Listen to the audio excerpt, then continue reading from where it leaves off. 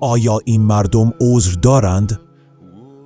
شما را به الله قسم مردم چطور است میالی؟ برو از زن پرسان که مالک نفع و ضرر میدانه و نمیدانه، اولاد دهنده و شفا دهنده کی را میدانه؟